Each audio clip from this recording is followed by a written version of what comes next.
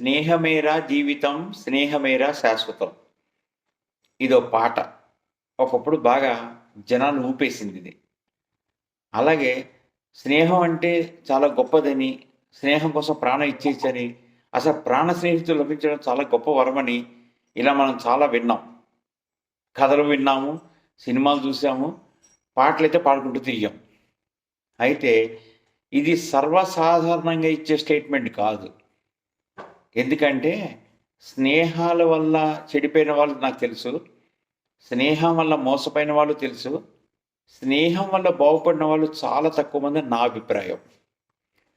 స్నేహం అనేది 2 మనసులు అంటే ఈక్వల్ క్యారెక్టరిస్టిక్స్ అంటే మనసులు కలవడం, తర్వాత అభిప్రాయాలు కలవడం, అభిరుచులు కలవడం ఇట్లాంటి వాటి వల్ల ఈ స్నేహ కుసుమం వికసిస్తుందన్నమాట.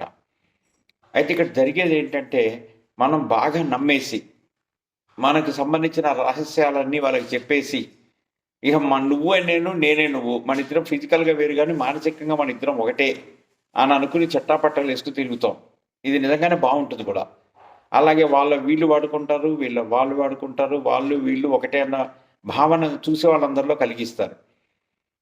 కానీ ఏదన్నా కారణం చేత ఎంతో కాలంగా పటిష్టంగా కాపాడుకుంటూ వస్తున్న స్నేహం ఒక చిన్న మాట పట్టింపు వల్లో, ఎక్కడో మాట దొర్లడం వల్లో, లేకపోతే అనుకోనిది జరగడం వల్లో, లేకపోతే మూడో వ్యక్తి ప్రమేయం వల్లో, వాళ్ళిద్దరి మధ్య కనుక చిన్న ఒక బీటలు వాసిందనుకోండి, అది ఇహ అయిపోయింది. ఇంకక్కడి నుంచి వాళ్ళిద్దరూ బద్ధశత్రువులైపోతారు. బద్ధశత్రువులైపోయినా పర్వాలేదు. ఇది ఎట్లా ఉంటుందంటే మానసిక వేదన. వీడికి సంబంధించిన రహస్యాలన్నీ తెలుసుకోబట్టి వాడెప్పుడు బ్లాస్ట్ అవుతాడో, ఆ రహస్యాలన్నీ ఎప్పుడు బయటపడతాయో అని వీడికి బెంగ. అలాగే వీడి ద్వారా వాడి రహస్యాలు బయటపడతాం వాడికి బెంగ. వాళ్ళిద్దరూ ఒకళ్ళనొకరు ఎదురుపడ్డం. ఒకప్పుడు గట్టిగా గాఢాలింగనం చేసుకుని ఒకళ్ళ భుజాల మీద ఒకళ్ళ చేతులు వేసుకుని తిరిగిన వాళ్ళు ఇప్పుడు పొరపాటున ఎదురు పడితే మొఖాలు తిప్పుకొని వెళ్ళిపోతారు. ఎవరన్నా వచ్చి వాళ్ళ గురించి వీళ్ళ గురించి వాళ్ళ దగ్గర చెప్తే అసలు ఎంత మండిపోతూ ఉంటారంటే అసలు వాళ్ళు ఇంకా అగ్నిపర్వతాలనే చెప్పచ్చు అనమాట.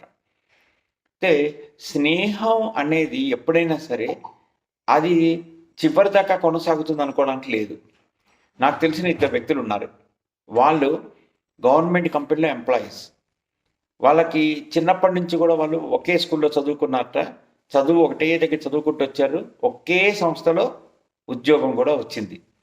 వాళ్ళు ఒకే చోట స్థలం తీసుకుని ఇల్లు కట్టుకున్నారు. ఆ ఇల్లు కూడా సిమ్మెట్రికల్‌గా ఉంటుంది. అంటే 2 భాగాలుగా ఉంటుంది. అంటే 2 కలిసే ఉంటాయి. బాల్కనీస్ బాల్కనీ ఒకటే వాళ్ళకి కామన్ బాల్కనీ. కానీ ఎవరి ద్వారం వాళ్ళకు ఉంటుంది. ఎవరికి వాళ్ళు మెట్లు రావచ్చు. కానీ వీళ్ళు పిల్లలు గానీ, భార్యాభర్తలు గానీ అటు ఇటు తిరుగుతుంటారు. అది వేరే ఇల్లు మాటకే కానీ నిజానికి వాళ్ళు ఇక్కడ ఉంటారు. వీళ్ళు అక్కడ ఉంటారు.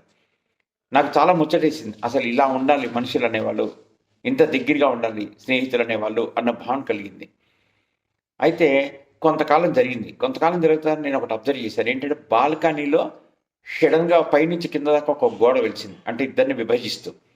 నేను ఆ విషయం తెలిసిన వాళ్ళని అడిగాను. వీళ్ళిద్దరూ బాగా సఖ్యతగా ఉండేవాళ్ళు కదా! మధ్యలో ఈ గోడ ఎందుకు ఇలా వచ్చిందని. అప్పుడు నాకు తెలిసింది ఏంటంటే విషయం ఏంటో తెలీదు గానీ వాళ్ళిద్దరి మధ్య పచ్చగడ్డేస్తే భగ్గుమంటోందిట. మరి అంతలాగా కలిసి పాలు నీళ్ళగా కలిసిపోయి ఉన్న వాళ్ళ మధ్య అంటే ఎన్నో సంవత్సరాల నుంచి వాళ్ళ మధ్య అంత బంధం పటిష్టమైన బంధం ఉన్నప్పుడు వాళ్ళిద్దరిని విడదీసింది ఏంటి అసలు? అది ఏదన్నా కానియండి. అసలు ఏమై ఉంటది? ఇక్కడ మనకు అర్థం చేసుకోవాల్సింది ఏంటంటే మనిషి ఎప్పుడూ కూడా ఏ 2 మనస్తత్వాలు కలవవండి. ఒకళ్ళ కోసం ఒకళ్ళు రాజీ పడతారు. ఆ రాజీ పడ్డాన్ని స్నేహం అనుకోకూడదు. అలాగే ఏదో ఒకడు చాలా క్లిష్ట పరిస్థితిలో ఉన్నప్పుడు సహాయం చేస్తే ఇంకా అతన్ని దైవ సమానుడిగా చూస్తూ అతని కోసం చేస్తే నా కోసం ఇతను చేస్తున్నాడు అని అనుకున్న భావంతో వీళ్ళందరూ కలిసిమెలిసి ఉంటే అది స్నేహం అని చెప్పేసి దానికి పట్టం కట్టి కనిపించిన వాళ్ళందరికీ కూడా నా స్నేహితుడిలా నేనులా మేమిద్దరం కలిసిమెలిసి ఉంటాం, మేము ప్రాణ స్నేహితులు అని చెప్పు తిరుగుతారు బాగానే ఉంది. కానీ చివరిదాకా నిలవడం అనేది అసలు నేను అంటే అది చాలా కష్టం అది. అందుకని నేను ఒకటే మాట చెప్తాను. ఏంటంటే కూర్మి గల దినములలో నేరముడు ఎన్నడును తోచవు, ఆ కూర్మి విరసంబైన నేరములే తోచుచుండు మహిళ సుమతి అని ఒక పద్యకారుడు చెప్పాడు మనకి మధ్యాహ్నం. ఇక్కడ ఏంటంటే మనకి స్నేహంగా ఉన్నంతకాలం వాళ్ళు ఏం చేసినా, ఎలా చేసినా మనకేం తప్పనిపించదు. ఎవడన్నా మధ్యలో వచ్చి చెప్పినా కూడా మనం తీసి పడేస్తాం. వాడి సంగతి నువ్వు నాకు చెప్పాల్సిన అవసరం లేదు. మేము చాలా సంవత్సరాల నుంచి స్నేహంగా ఉంటున్నాం అని కొట్టి పడేస్తాం. కానీ తేడా వచ్చినప్పుడు చూస్తే అసలు పట్టించుకోకూడని విషయాలు కూడా చాలా తీవ్రంగా పట్టించుకుంటాం. మనకి మధ్యలోకి వచ్చే వాళ్ళు ఉంటారు కొంతమంది. వాళ్ళకి మన మనసులో బాధనంతా వెళ్ళగక్కుతాం. వీడు దానికి ఇంకా 2 డేసి వాళ్ళకి చెప్తారు. సో మన మధ్య చిన్న ఒక పెట్టెగోడలో ఉన్న దాన్ని ఓ పెద్ద కోటగోడ చేస్తారు వీళ్ళందరూ కలిసి. అంతవరకు మనం ఎందుకెళ్ళాలి అనేది నా ఆలోచన. మనకి స్నేహం ఉంది, నేను కాదన్ను. ఆ స్నేహాన్ని మనం కాపాడుకోవాలంటే కనుక పూర్తిగా బహిరంగపరచకూడదు. మన మనసుని పూర్తిగా తెరిచిన పుస్తకం చేయకూడదు. మనకంటూ ఎందుకంటే మనకి ముఖ్యం. మన మనసులో ఏవైతే రహస్యాలున్నాయో వాటిని అలాగే హృదయ కుహరంలో భద్రంగా పెట్టి లాక్ చేసేయాలి. ఏవైతే పంచుకోవచ్చో అవే పంచుకోవాలి. అప్పుడేంటంటే ఉభయ కుశలపరి. వాళ్ళు క్షేమంగా ఉంటారు, మనము క్షేమంగా ఉంటాం.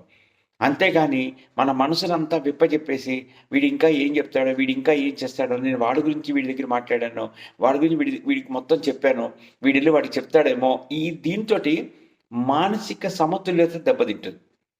కొండొకతో మనకు ఆరోగ్యం కూడా దెబ్బతింటుంది. అంతవరకు వెళ్ళకూడదు అని అంటే మనం ఏం చేయాలంటే మనంగానే ఉండాలి. ఎవ్వరితో కూడా పూర్తిగా కలిసిపోకూడదు. అది సాధ్యం కాదు. నా దృష్టిలో అది సాధ్యం కాదు. అది తప్పని కూడా నేను అన్నాను. ఎందుకంటే ఎవరి వ్యక్తిగత విషయాల్ని వాళ్ళు గోప్యంగా ఉంచుకోవడం ఎట్టి పరిస్థితులు తప్పు కాదు. ఎంత స్నేహం ఉన్నా సరే మనం పూర్తిగా వశమైపోవడం అనేది కూడా కరెక్ట్ కాదు. స్నేహం 10 కాలాలు నిలబడాలంటే వాళ్ళు మనకి చెప్తున్నా కూడా, వాళ్ళ వ్యక్తిగత విషయాలు చెప్తున్నా కూడా, ఎందుకు నాకు అవన్నీ చెప్పడం చెప్పు, మనం కలిసినా అంతే చాలని చెప్పి మనం కట్ చేసేయాలి. ఎందుకంటే ఫ్యూచర్లో అతను కూడా చాలా సంతోషంగా ఉంటాడు.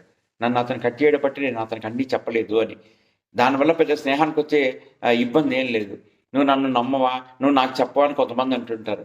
లేదమ్మా వద్దు, మనకు అసలు ఈ విషయాలే వద్దు. మనం ఎంతవరకు ఉండాలో అంతవరకే. పరిధి అనేది ఎవరికైనా అవసరమే. ఎవరి పరిధి వాళ్ళకు ఉంటుంది. ఆ పరిధి క్రాస్ చేసే శక్తి ఎవరికీ లేదు. ఎందుకంటే మనిషి ఒక్కడిగా వస్తాడు, ఒక్కడిగానే వెళ్తాడు.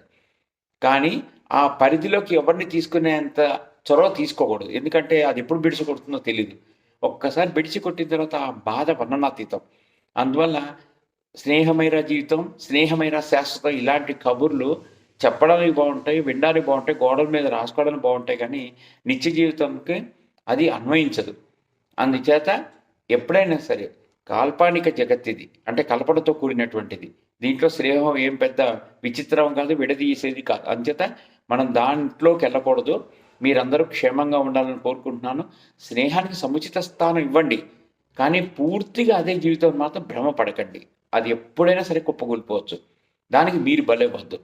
సో స్నేహం అనేది అంతవరకే. స్నేహం అనేది కూడా ఒక బంధం, ఒక రిలేషన్. అన్ని బంధాలాగానే అదిను.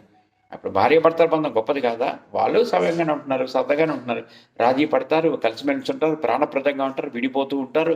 ఇవన్నీ మనం చూస్తున్నాం. స్నేహం దానికి ఏమో అతీతం కాదు, అది అంతే. అన్ని బంధాల్లాగానే స్నేహబంధం కూడా. దానికి మనం పట్టం కట్టేసి శాలువ కప్పేసి సింహాసనం మీద కూర్చోపెట్టతగ్గ స్థాయి దాన్ని కాదు. ఈ విషయం గ్రహించి అందరం కూడా స్నేహం విషయంలో, స్నేహితుల విషయంలో తగు జాగ్రత్తగా ఉండాలి. మీ జీవితాలు మీరు చక్కగా కాపాడుకోండి, సంతోషంగా ఉండండి. ఈ విషయం నేను మీతో పంచుకోవాలనిపించింది, పంచుకున్నాను. మల్లెపందిరి ఛానల్కి మీరందరూ అందిస్తున్న ప్రోత్సాహం నాకు చాలా సంతోషాన్ని ఇస్తోంది. ముఖ్యంగా లైకులు పెరిగాయి, కామెంట్లు పెరిగాయి. నాకు ఇదే కావాల్సింది. మీ నుంచి నేను ఆశిస్తున్నది కూడా ఇదే. మీరు 10 మందికి పంచండి. ఎందుకంటే నిత్య జీవితంలో మనకి ఎదురయ్యేవే నేను ఒక విషయాలుగా తీసుకుని వాటిని విపులీకరిస్తున్నాను. మీకు నిజంగా నచ్చితే మీరు ఫాలో అవ్వండి, లేదంటే కనుక తీసిపండి, నాకు అభ్యంతరం లేదు. నిజంగా నచ్చితే మాత్రం మీరు 10 మందితో పంచుకోండి. అదే ఈ ఛానల్కి బలం అవుతుంది. సో ఉంటాను మరి. శుభం.